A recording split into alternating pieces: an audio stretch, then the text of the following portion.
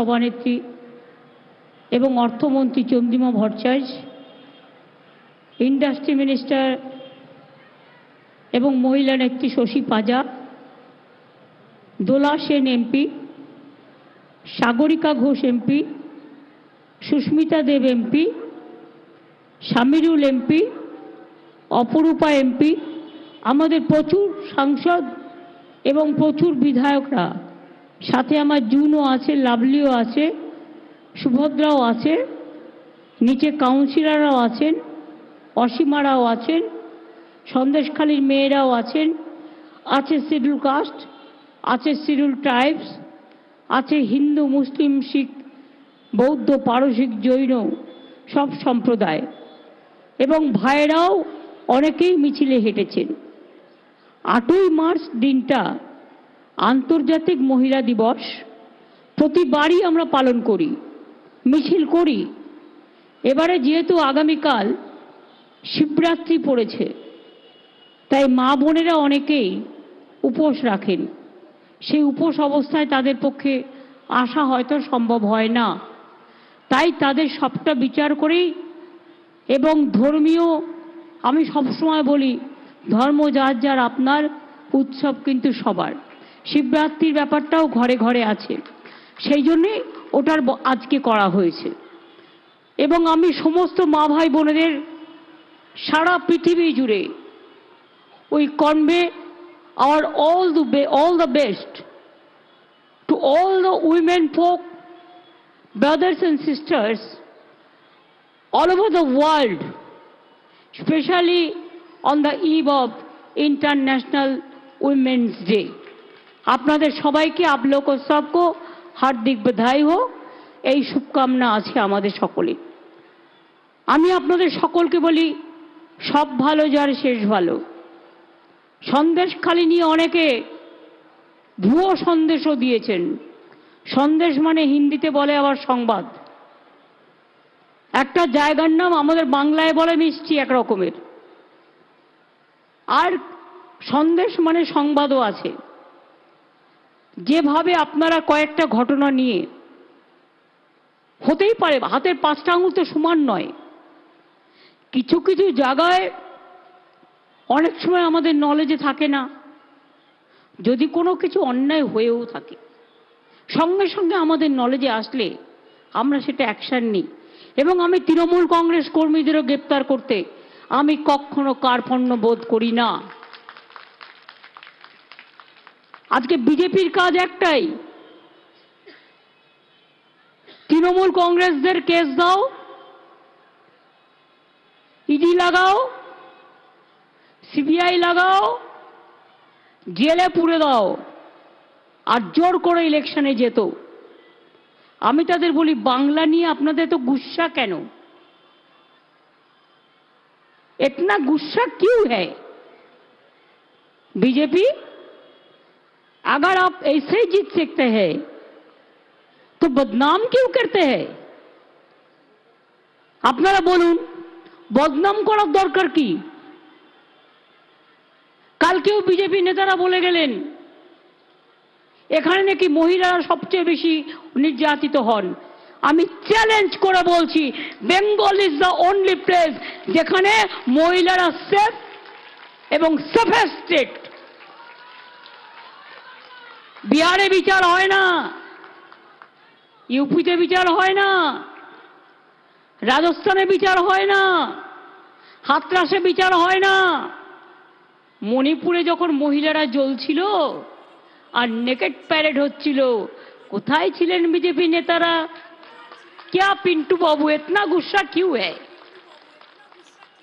জিজ্ঞেস করুন, হাতরাস যখন জ্বলছিল আপনারা কোথায় ছিলেন? हर तरह पिंटू बाबू को गुस्सा क्यों आता है बंगाल का ऊपर में, बंगाल का बेटी का ऊपर में? नारी सम्मान का बात करते हैं आप लोगों ने। আপনারা মহিলাদের সম্মানের কথা বলেন, সাক্ষী জলজ্যান্ত প্রমাণ একজন বক্সার, আপনার পার্টির এমপি, তাকে নির্যাতন করার পরেও তাকে বক্সিং বোর্ডের চেয়ারম্যান করে দিলেন। লজ্জা করে না? তারা মহিলা সম্মানের কথা বলেন। মহিলাদের উপর অত্যাচার করার পরেও একটা বিচার হলো না। গত 3 দিন আগেও আমাকে ছবি পাঠিয়েছে উত্তরপ্রদেশের লোকেরা, কারণ মিডিয়াতে এখন আর বেরোয় না। মিডিয়াকে বিজেপি ভয় দেখিয়ে বলে দিয়েছে বিজেপির কোনো কথা বিরুদ্ধে বলা যাবে না। একদিকে মিডিয়া, অন্যদিকে বিচারের বাণী নীরবে নিভৃতে কাঁদে। রবীন্দ্রনাথ ঠাকুরের কথাই বলি, বিচারের চেয়ারে বসে বিজেপি বাবু বিজেপি পার্টিতে জয়েন করার কথা ঘোষণা করছেন। এদের দিকে তাকিয়ে মানুষ বিচার পাবে? পাবেন বিচার?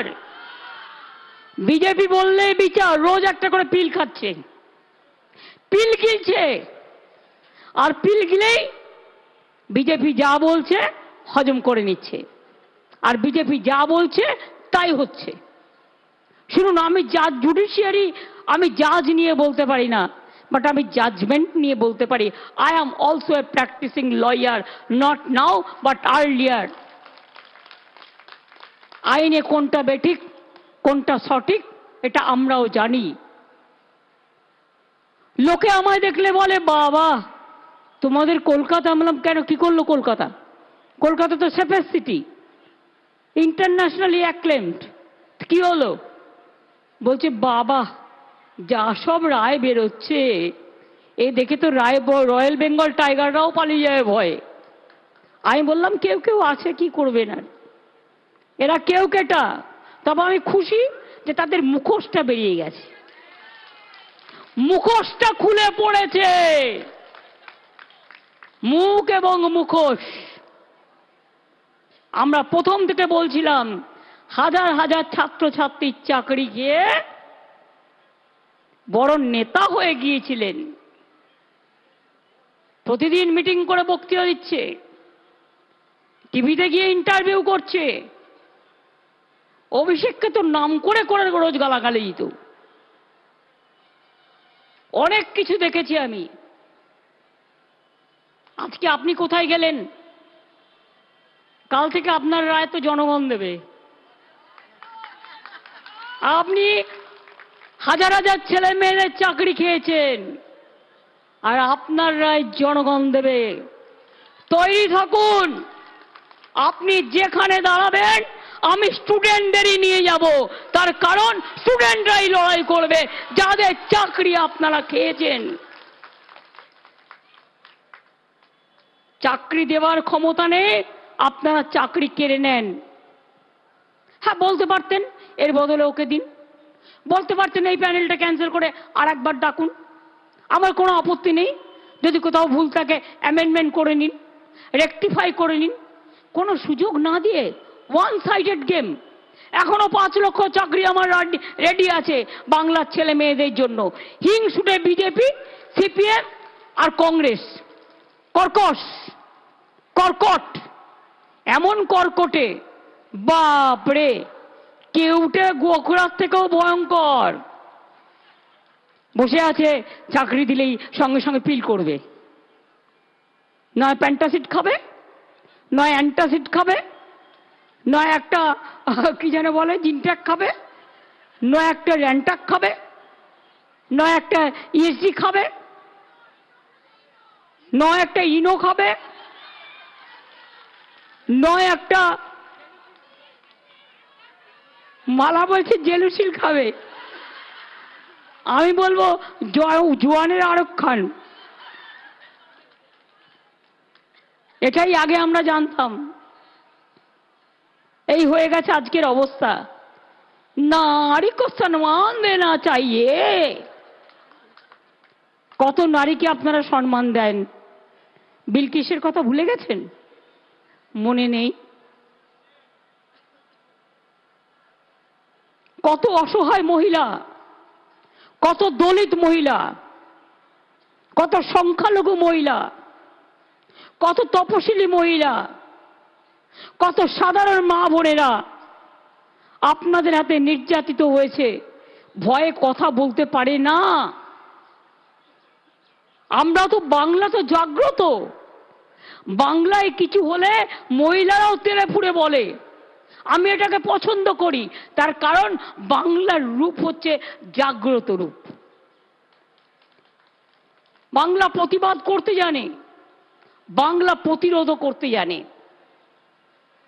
তাই আজকের দিনে আপনাদের সবাইকে বলবো, আগামী পরশুদিন আমাদের গর্জন ব্রিগেড আছে। আগামী দিন দেশ বাঁচাতে হলে, বাংলা বাঁচাতে হলে, মানুষ বাঁচাতে হলে গর্জন করতে হবে বিজেপির বিরুদ্ধে, তর্জন করতে হবে, রাজনৈতিক টর্নেডো আনতে হবে, রাজনৈতিক তুফান তুলতে হবে। সেই জন্য সবাইকে বলবো, দলে দলে ব্রিগেডে গিয়ে পৌঁছবেন বেলা 11:30-12টার মধ্যে। দূরে দূরে যারা আছেন, ট্রেনের টাকা নিল, ট্রেন দিল না। 100 দিনের কাজের জব কার্ড হোল্ডাররা দিল্লি যাবে বলে টাকা জমা দেওয়া হলো, বাতিল করে দিল। আর আমাকে গৌতম দেব শিলিগুড়ি মিউনিসিপ্যালিটি যে মেয়র কালকে আমরা জিজ্ঞেস করছি, দিদি বিজেপিদের মিটিং আছে কাওয়াখালীতে, ওরা আমাকে 4টে জলের ট্যাঙ্ক চাইছে, আমি কি দেব? আমি বললাম 4টে জায়গায় 8টা দে, কিন্তু শুধু বলিস তোমাদের মতো ট্রেন আমরা ক্যান্সেল করি না। আজ ক্ষমতায় আছে, ট্রেন ক্যান্সেল করছো, কাল ক্ষমতায় থাকবে না, ওই ট্রেনটা ড্রেনে ঢুকে যাবে, মনে রাখবে। ওই ট্রেনটা তোমাদের হাত থেকে চলে যাবে, তখন ওটা শুধু পেন হবে আর গেন হবে আমাদের, এটা মাথায় রাখবেন, মানুষের গেন হবে। নেই কাজ তো খই ভাজ। আমি আজকের দিনে নজরুল ইসলামের কবিতা উচ্চারণ করছি। সাম্যের গান গাহি, আমার চক্ষে পুরুষ রমণী, কোনো ভেদাভেদ নাহি। বিশ্বে যা কিছু মহান সৃষ্টি চিরকল্যাণকর, অর্ধেক তার করিয়াছে নারী, অর্ধেক তার নর। মনে রাখবেন, আমরা সবাই ভাই বোনেরা মিলেই এই জগৎটাকে তৈরি করি। আজকের দিনে ইন্টারন্যাশনাল উইমেন্স ডেতে আমাদের সলিডারিটি আমরা বোনেদেরও জানাবো, ভাইদেরও জানাবো। তবেই না সমাজ, তবেই না বিশ্ব। একজনকে বাদ দিয়ে আর একজন চলতে পারে না। মনে রাখবেন, আমাদের দুটো হাত, দুটো পা, দুটো চোখ, দুটো কান আছে। সেই রকম মনে রাখবেন, আমাদের সবাইকে নিয়ে চলতে হয়। আজকের এই দিনটায় আমরা সকলে গৌরবান্বিত। আর বাংলায় আজকে তো সারা ভারতবর্ষ নকল করছে। আমি দেখলাম সেদিন দিল্লিতে 2000 কোটি টাকা বাজেটে রাখা হয়েছে, লক্ষ্মীর ভান্ডার করেছে নতুন করে ওরা। আমি অভিনন্দন জানাচ্ছি, কিন্তু মডেলটা আমাদের, আমরা খুশি আমাদের প্রজেক্টটা তারা নিচ্ছে। তাদের কত খরচ এত ছোট্ট জায়গায় 2000 কোটি। আর আমার এখানে লক্ষ্মীর ভান্ডারে কত খরচ হয় জানেন? 25,000 কোটি টাকা। তার কারণ অন্যান্য জায়গাতেও যারা পায় পরিবারের একজন, আর আমাদের এখানে পরিবারের প্রত্যেকে পায়। তার কারণ আমরা কোনো ভেদাভেদ করি না। প্রথমে করেছিলাম কন্যাশ্রী, ক্ষমতায় এসে বিশ্বশ্রী করে দিয়েছিলাম। লক্ষ্মীর ভান্ডারটাও আগামী দেখবেন বিশ্ব ভান্ডার হয়ে যাবে।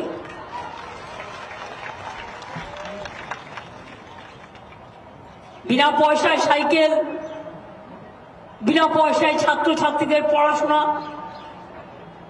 ঐক্যশ্রী, শিক্ষাশ্রী, তপশিলি আদিবাসীদের জন্য ঐক্যশ্রী, সংখ্যালঘুদের জন্য কন্যাশ্রী, সব সরকারি স্কুলের মেয়েদের জন্য সবুজ সাথী, সাইকেল সবার জন্য, লক্ষ্মীর ভান্ডার সব মা বোনদের জন্য।